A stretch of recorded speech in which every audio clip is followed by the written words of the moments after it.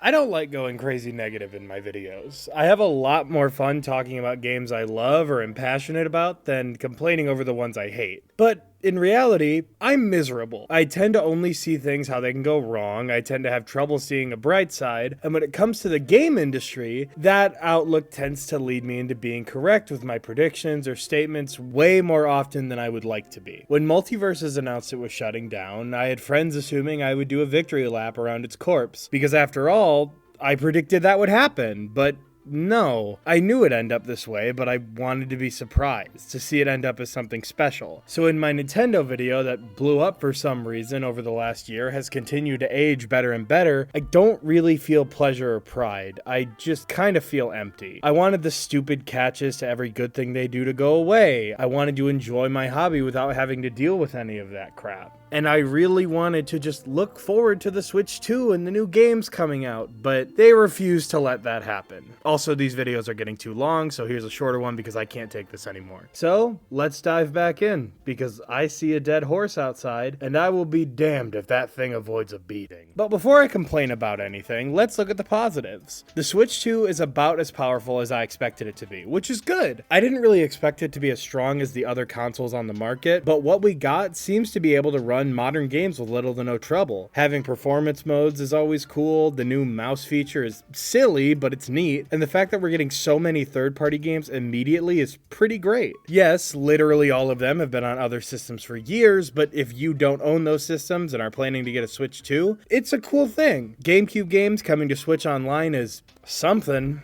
I don't know why they can't be on normal Switch, but we aren't at that part of the video, so we'll keep going. Those two big-time launch titles look awesome. Mario Kart World is basically everything I could want out of a Mario Kart game, and it really looks like they're doing everything they can to push the series forward, even after 8 seemed untouchable. And its roster is insane. It seems to be one of the most creative and open rosters they've ever had, and exactly what Mario games should have been doing for like 2 decades. Except King Bob-Omb doesn't seem to be here, and also Petey Piranha doesn't seem to be here either. So honestly, I gotta say the game sucks already. Next up, there's a new Donkey Kong 3D platformer that it looks amazing. It's everything I could have asked for. It's so expressive. It takes cues from games like Mario Odyssey. And even if things like the multiple characters from 64 were ditched, it still just looks incredible. It feels like getting everything you wanted on Christmas. Both a new platformer that pushes forward from Mario Odyssey, and also finally a new Donkey Kong game. We have this wheelchair game eventually coming, which looks like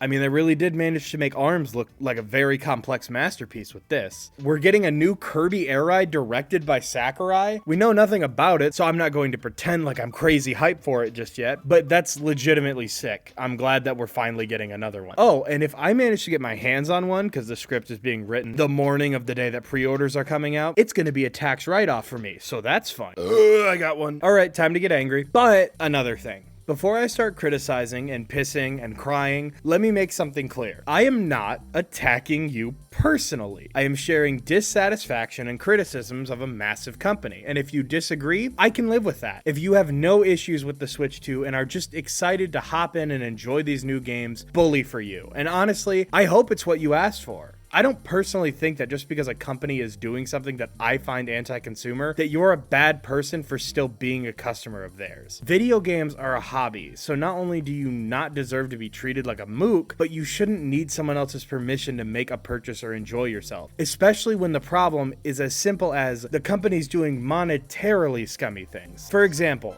I enjoy Pokemon Scarlet and Violet. However, I am still going to criticize them for being as broken as they are, and I still find it unacceptable. As much shit as I give Nintendo, I grew up with them too, and I will agree, yeah, they aren't as bad as a lot of the industry. They don't bloat their games with obnoxious monetization like Activision Blizzard, Ubisoft, or EA. They don't abuse workers physically and mentally like Activision Blizzard, Ubisoft, Bungie, or BioWare, and they don't harbor and protect sex pests like Activision Blizzard or Ubisoft. So yes, they aren't as pure evil as Activision Blizzard or Ubisoft. And unlike those companies, I don't think that there's that much of a moral quandary in purchasing their products. However, that's not really an accomplishment. I don't think it's right to give them a pass just because you like their games or don't find them as evil as others. I think if you're going to consider them at a higher tier of game development, you need to hold them to a higher standard and criticize them when they do wrong. Don't just take the bad with the good. Enjoy the good while speaking out against the bad. So, one more time, on the screen here's a quick disclaimer.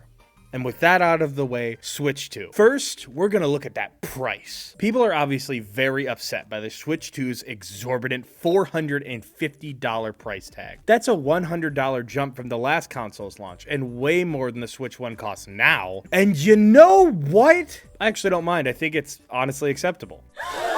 Hear me out. I'm not saying by any means that $450 is cheap, not even close. But for the console you're getting, I don't think it's that bad. This is how I see it. The PlayStation 5 and Series X are both $500, and if you're an idiot, the PS5 Pro is $700.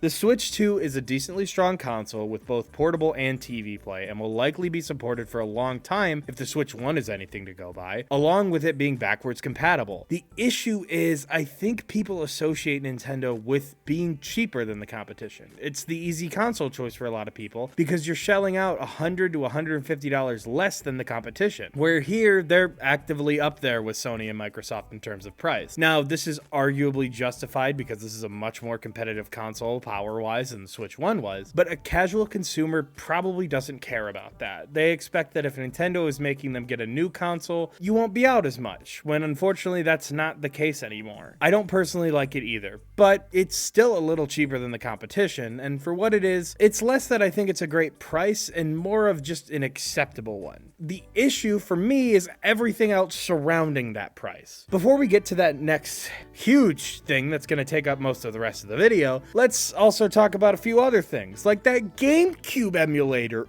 Ooh! Why is the Switch 2 exclusive? You're expecting people to pay a $50 yearly subscription and buy an entirely new $450 console just to play some GameCube games. The Switch 1 can run GameCube games. Very surprising, I know. And we've been begging for Nintendo to just give us GameCube ROMs, and these look like some legit choice ones. Finally, legal ways to play Path of Radiance, Pokemon Coliseum and XD, and F-Zero GX without annihilating your bank account. But why do I need to buy a new system? Because it's Nintendo, and it ain't Nintendo without a catch. Like this cool new GameCube controller, which unlike the other licensed recent GameCube controllers, doesn't work with any actual Switch games, doesn't work outside of the Switch 2, and doesn't work outside of the Nintendo Online GameCube emulator. What a deal! Speaking of which, can we stop celebrating features that are 2 decades late? Why are we praising Nintendo for adding voice chat when voice chat has been part of games since the original Xbox? If anything, they deserve more criticism for making us pay $450 for an upgrade that every system has had for 4 console generations. I don't have a lot to say about this sort of thing. I just think it's hilarious that we're supposed to find this praiseworthy when it's something every system has had and that Nintendo actively pretended they didn't need. And now for the actual worst thing, in my opinion. What is that? What do you think you're pulling on us? $80. We just started having to pay $70 for games, and Nintendo has already raised it to $80. Now, some, including Nintendo, have said, "Oh, don't worry, fellas, it'll definitely be worth that. So don't worry about it." No.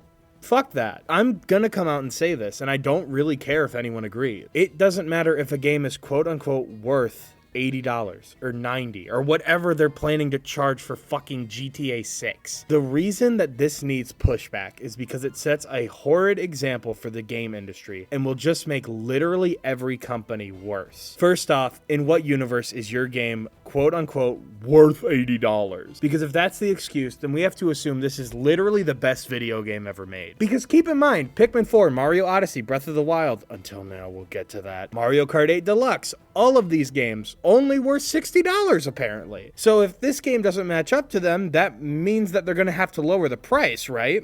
No, because that excuse is brain dead. The reason Nintendo is charging $80 is for one reason. They just want more money. They know Mario Kart is the best-selling game on Switch. And imagine if we got $20 more per copy. And since it's a new console generation for them, similar to how the $60 to $70 jump happened from the last gen to the current one, they figured they could get away with it. It also just kills any hype I have for future releases. Yeah, I'm excited for Donkey Kong, but the fact I know every game released by Nintendo will be in the realm of $70 and $80, that excitement starts to die a little bit. Like, at this point, I kind of would rather Wind Waker and Twilight Princess HD just stay on the Wii U now. Because if they come to Switch 2, how in God's name could you justify charging $70 for a previous $50 game? Yes, you could package them together and then charge $70 for it, and I'm sure some people would argue that it's worth it, but we know for a fact they're not going to do that. They would charge $70 for each of them, maybe $80. The same will go for any 3DS port. Why do I want Kid Icarus on Switch 2 anymore?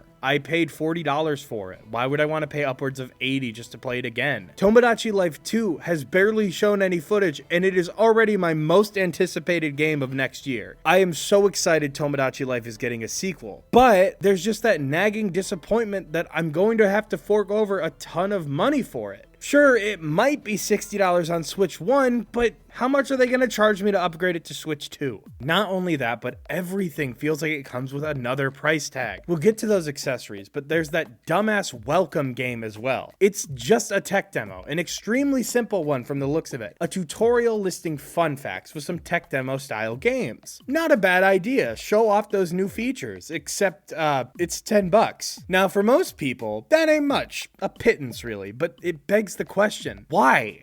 Why show something that is clearly meant to be a pack-in title that you fiddle around with and then tack on an arbitrary price tag? Of course, I'm gonna bring up Astro's Playroom, an incredible tech demo that looked and sounded gorgeous and was fun to run through, that also showed the different things the PS5 could do, all for free. But there's also a game like Wii Sports, one of the most popular video games ever made, because it was something fun you could immediately experience just for buying the Wii. Nintendo Land didn't come with every Wii U, but in my experience, it was really hard to find one without it. All 4 people I knew who owned a Wii U got Nintendo Land with it, but then they pulled 1-2 Switch, a massive scam of a game that was $60 for a couple of worse mini games than you would have gotten in Nintendo Land. Everyone called it what it was, a tech demo that should have been free. So they took that idea, sanded it down, made it everything but a pre-downloaded game, but they just couldn't help but charge for it. It's less that it's expensive, but more just, really? It's like they were so upset at the idea of having a pack-in tutorial that they just had to put a price tag on it. It's not the worst thing here, but it is just so confusingly scummy. What makes it even worse is that not only do they expect more cash for new games, I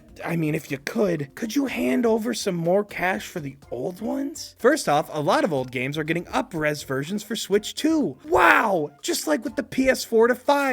Wait a sec, guys, the monkey's paw is curling because Nintendo can't just do a normal thing. You can't just upgrade your games, idiot.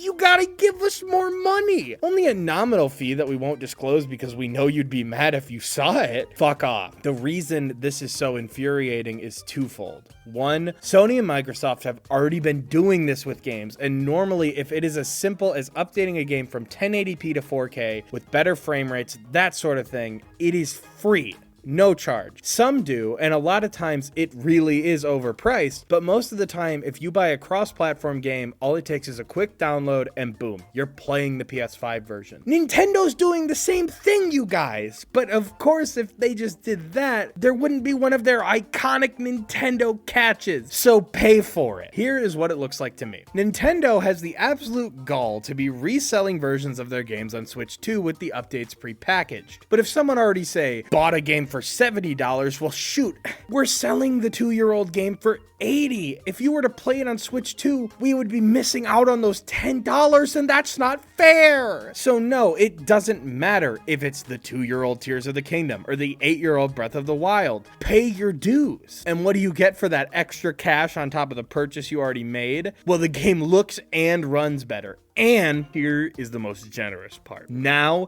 Nintendo has given you permission to use guides on your phone. So yeah, totally worth upping the price of the 8-year-old game from $60 to $70. I don't see the issue. But this immediately shoots the idea that these games are earning their prices in the foot, because these games already earned the $60 to $70 price tags they had. But now that they're older, we're expected to pay more just because? And don't even get me started on shit like Mario Party Jamboree. I think $60 for the third Mario Party game in the last 6 years is already insulting. And they have the audacity to charge $80 for it on Switch 2. How can anybody look at this and not have an issue? I don't care that the upgrade is cheaper. All in all, you're forking $80 total for Mario Party. Same thing with Kirby and the Forgotten Land. Old game, buy it for $80 on Switch 2 or pay extra money to get some DLC, basically. Also, why is the DLC Switch 2 exclusive? You don't need a Switch 2 to run it. Whatever. Again, Nintendo's reasoning says this game and this game are the same quality. And that's their launch lineup too. An $80 Mario Kart, a new Donkey Kong game, and you can pay them more money to make your old games look better. At this point, that's not really a catch, because a catch implies you might be getting something good out of it, but to me, this is just an insult. A confirmation Nintendo has looked at their pedigree and simply decided to stop pretending they're not going to abuse it. Okay, editing Cole here. I wanted to make a quick addendum. First off, I've said a couple times now that Donkey Kong is a launch title. I thought it was until I was editing and looked at the trailer again. It is not. I'm just saying this here. I know it's not, and in case I say it again, I'm sorry. Second, I feel like I didn't explain why this launch lineup is lame to me. Now, compared to recent console launches, it could be worse, but what I truly mean is that I don't think it justifies the purchase at the moment. Like, the Switch 1 lineup wasn't great either, but every month we had new headliners, where here we get 2 big hits and that's really it for now. Of course, they're actually still supporting the older console, but I do find the launch lineup a little empty for what the console is being hyped up as, considering it's one new game, a bunch of old games, and the only promise we have of a big new game is just one coming out a month later. I just wanted to elaborate a little bit. Back to the actual thing. And that's not even the most bothersome part to me. The game industry is horrid. Almost all of it is worse than Nintendo. I've complimented Sony here, but at least Nintendo wasn't trying to make 10 different live service games at once. Are you kidding me? Almost all of it is worse than Nintendo. But the industry as a whole doesn't like to be the first to pull bullshit. Oh, they will pull bullshit. Microtransactions, loot boxes, higher prices, whatever. But the game industry doesn't like to be originators. They like to copy. Because if they're the second person to say, add a battle pass to a game you already paid $70 for, it'll be easier when their mom starts scolding them to just say, the other company did it first. Nintendo has used that excuse before, and hell, I've heard people use it for a lot of the stuff Nintendo is doing. Where I'm going, though, is that by doing this, every one of those scummier companies who were sitting at the edge of the gates for years are now flooding in. We can charge $100 for GTA 6. After all, Nintendo said it's cool to charge for what we think the game is worth. Why stop at a big game like that? Why not charge up on Call of Duty? After all, we charged $70 for the last one, and this one we said is better. This Assassin's Creed is the biggest yet. Why aren't we charging $80? And yes, they will absolutely pull that shit. We know that because Ubisoft CEO literally said it years ago when Skull and Bones was revealed to be $70, with the claim that it was a quadruple A game and deserved the higher price tag. You know, the game with incredibly shallow gameplay that advertised its microtransactions and DLC with actual ads when you played. That's worth $70 to these people. And I know that my straw man is gonna say, how is it Nintendo's responsibility to keep these other companies under control? And here's the thing. It's not. I'm not arguing over responsibility or from a corporate perspective. I'm talking about it from a customer's perspective. This is literally nothing but bad for consumers. It's another way the game industry is going to try to suck every dime they can out of each player. And when companies, like always, try to excuse their bullshit, who do you think they're going to point at? And no, I don't think this has anything to do with the tariffs. If the physical copies were the only ones that were $80, sure, but tariffs don't affect digital goods, which are also, by the way, $80. I'll give them props for not making the console cost more because of them, legitimately. But I will say, if the tariffs are lifted and these price hikes on these already awful accessory prices don't go down, yeah, that justification goes away. And that's another thing that bothers me. Tariff or not, everything about this console feels so greedy. $110 for a dock, $90 for the Joy-Cons, $30 for an AC adapter, $80 for a fucking carrying case. price. Not to mention how hard it'll probably be to get this shit. Nintendo has been awful during both the Wii U and Switch eras at actually stocking product. The Switch was impossible to find, and a lot of accessories were too. But how can they justify this? The potentially low stocking, the extremely expensive accessories, the $80 games. Well, I said it a little bit in the first Nintendo video. That dumbass logo. It's Nintendo, the company that makes good games. The one that isn't nearly as bad as the other companies. So it's okay that they're doing it. It's okay they're lowering the bar a little bit. It's okay that they're charging for things other consoles wouldn't. They're better. They were my childhood, and they're making a new Donkey Kong game. I've been asking for that for years. And that's where I feel like this is all the most frustrating. Nintendo is banking on that. Banking on people who will defend them without fail. Banking on people who are upset but still excited for the new video game. And here's the thing, like I said, if you are getting the console, if you manage to get it very easily, if you're excited, if you're happy, that's awesome. I am glad you can enjoy things easier than I can. But Nintendo, at this point, instead of trying to prove the idea that they're one of the good ones, that they aren't as low as the rest of them, they're just cashing in all of that goodwill to take consumers for a ride. Like, because they're seen as better than Activision Blizzard, less greedy than Ubisoft, because they're not making 10 live services all at the same time expecting all of them to be Fortnite, they can get away with it. They can get away with charging more for games, for accessories, for charging for their tech demos where other companies have given them for free. They're Nintendo after all. They're our friends. They gave me a friendship bracelet. When no, they might not be quite as low, but they're starting to dig, and they are begging you to ignore the shovel in their hands. And all that I ask is that you don't ignore it. Boycotts don't tend to work, and especially here, they won't. 2 million people in Japan alone are trying to pre-order the damn thing. And here, as I write this, people are gearing up super hard to try to pre-order one. Actually, I'm recording this 2 days later. It already happened, and the launch is predicted to sell over 5 million units. But what I am going to say is just don't be quiet. See, the thing about Nintendo is, again, they're cashing in on goodwill. They know how they're seen, both by gamers and families looking for a fun game for their kids. They're the good ones, the safe bet, the ones that won't try to take advantage of a consumer. You can leave them alone with the game, and when you come back, they won't have spent all of your money on gambling mechanics. So, when they try to get away with this stuff, be loud, speak your dissatisfaction, because where a company like Activision Blizzard will just happily be evil and not care about the negative press, Nintendo doesn't like it. The fact that they responded to complaints about price at all is proof of that. Imagine how they would look if every stream they had was bombarded with that negativity about their business practices. If they were known more for doing the shit that they're doing than this precious little game company that wouldn't hurt nobody. At best, we could see change. After all, going back to Pokemon Scarlet and Violet, despite it selling insane amounts of units, it got a ton of negative backlash. And looky here, the next game after it has had much more time in the oven and is being advertised for its stability. Despite making tons of money, the negative feedback was actually taken. So, best case scenario, Nintendo improves. Maybe not immediately, but eventually. We won't see constant $80 games, constant bullshit. And worst case scenario, they don't change. But at least people will associate them for what they are instead of what they pretend to be. And before anyone says it, yes, I know with capitalism, they can charge whatever they want. But in capitalism, you require competition.